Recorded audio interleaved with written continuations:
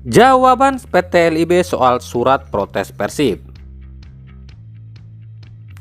Laga perdana, Persib dipastikan pincang.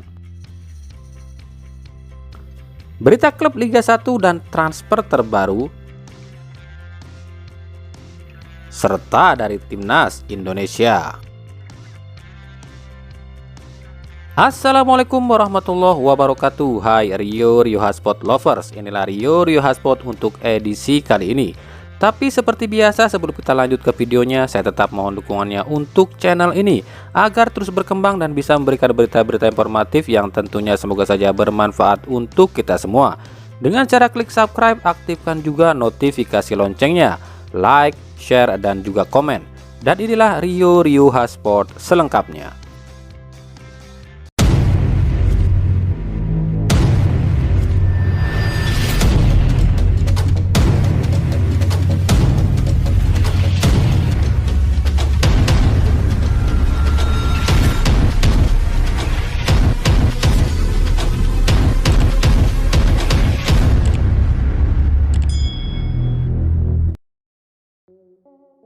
PT LIB memberikan tanggapan soal protes yang dilayangkan sejumlah klub soal jadwal Liga 1 2022-2023 seperti yang dilayangkan oleh Persib dan Madura United.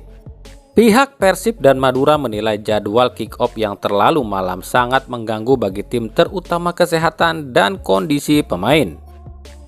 Menurut Direktur Operasional PT LIB Sujarno, pihaknya telah mengatakan jika jadwal ini barulah berupa draft yang nantinya menunggu persetujuan dari klub-klub terkait. Jika ada klub yang merasa keberatan, maka akan diadakan pertemuan virtual dan mencari solusi terbaik.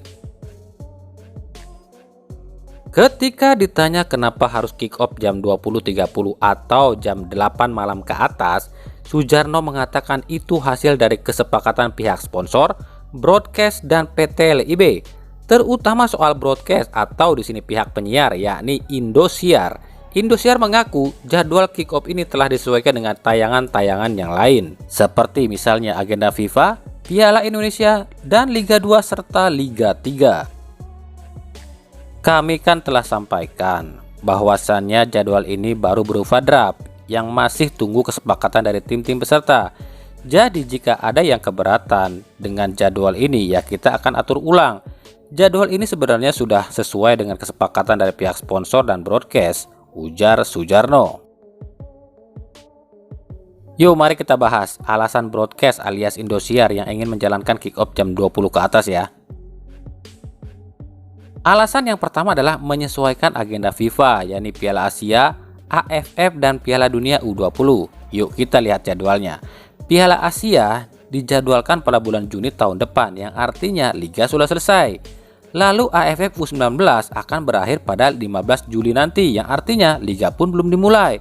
Lalu Piala Dunia U20 akan digelar bulan Mei 2023, yang artinya Liga juga sudah selesai. Jadi alasan ini nggak logis ya.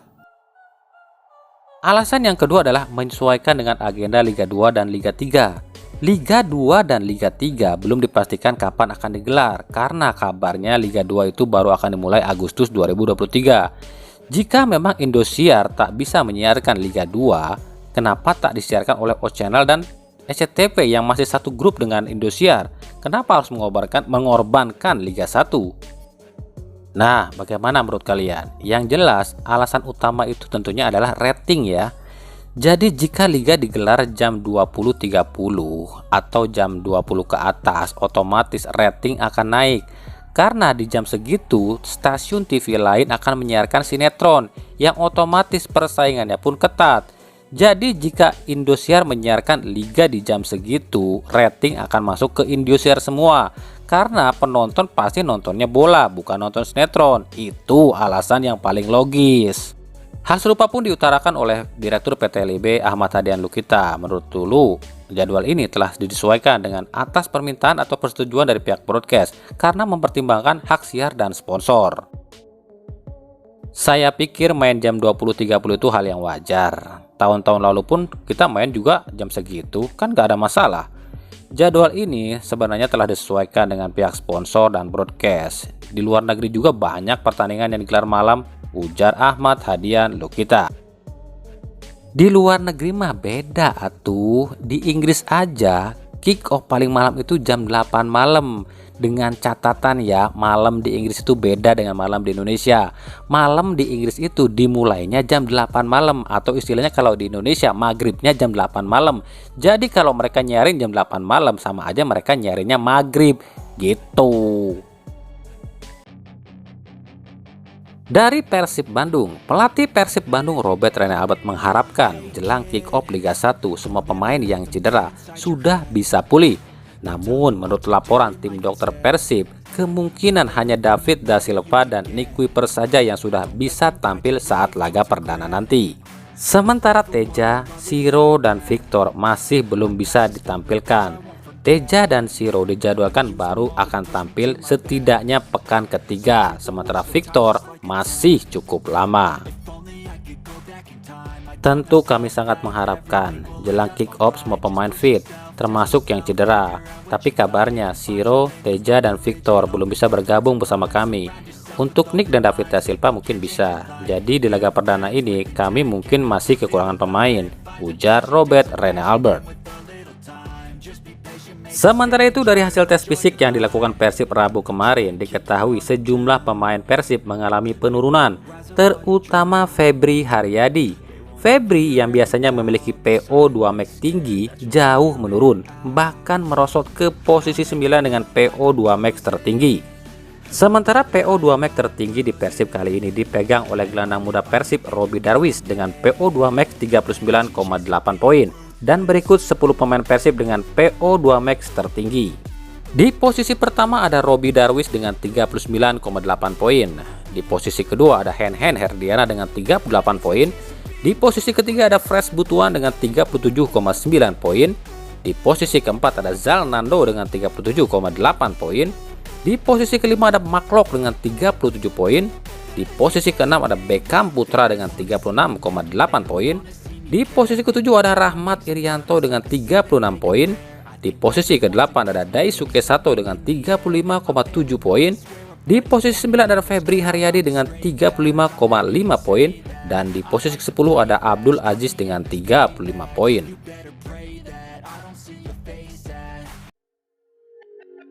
Dari Rans Nusantara FC, cederanya Kodai Ida membuat Rans nampaknya terpaksa melepas pemain Jepang ini. Untuk gantikan Kodai, Rans kabarnya akan merekrut pemain asal Jepang lain. Ia adalah Mitsuru Maruoka. Maruoka sendiri bukanlah nama baru, nama asing bagi pencinta sepak bola Indonesia. Pasalnya musim lalu sempat dirumorkan akan ke Persib. Sementara untuk Kodai, meskipun kabarnya tak akan main di Liga 1, namun pihak Rans tetap membiayai pengobatan Kodai hingga pulih dan ada kesempatan untuk tampil di Liga jika cederanya pulih. Mantan bek kanan Persija Jakarta asal Italia Marco Motta resmi kembali ke Liga 1 musim ini. Dalam unggahan Instastory-nya, Motta mengatakan ia akan kembali ke Jakarta. Lalu, akan ke klub manakah Motta? Kalau semuanya apa kabar, saya siap untuk kembali ke rumah kedua saya, Jakarta. Sampai jumpa. Jika melihat situasi, Marco Motta tak mungkin ke Persija Jakarta. Pasalnya Persija telah memiliki slot asing non-Asia. Jadi pilihannya antara dua, yakni Rans Nusantara FC atau Bayangkara FC. Karena dua tim ini yang bermarkas di Jakarta. Dari Timnas Indonesia, Timnas AFF U19 dipastikan kehilangan sang mega bintang, yakni Kapten Marcelino Ferdinand. Marcelino yang ditarik di akhir babak pertama saat melawan Thailand Rabu kemarin ternyata mengalami cedera yang cukup parah. Tim dokter PSSI mengatakan jika Marcelino bukan hamstring tapi cedera ligamen yang membuatnya harus absen selama 2 bulan. Padahal Timnas U19 sangat bergantung pada Marcelino. Hal ini terlihat ketika Marcelino ditarik, permainan Timnas Indonesia 19 kacau berantakan. Get well soon, Marcel. Dari Persebaya, Usai Persib dan Madura United yang mengajukan surat protes ke PT LIB soal jam kick-off yang terlalu malam, kini Persebaya pun resmi mengajukan surat protes pada PT LIB terkait jadwal kick-off yang terlalu malam. Menurut manajer Persebaya Yahya Al-Kathiri, main pukul 20.30 waktu Indonesia Barat saja sudah terlalu malam, apalagi jika harus main di waktu Indonesia Tengah. Jadi jika 20.30 waktu Indonesia Barat sama saja dengan 21.30 waktu Indonesia Tengah. Itu artinya sama aja akan merusak kesehatan para pemain. Pemain akan istirahat jam berapa dan besoknya kembali berlatih. Ini tentu sangat-sangat mengganggu, apalagi para pemain masih belum stabil usai badai Covid yang mendera Indonesia. Apa yang sedang viral di sepak bola Indonesia saat ini?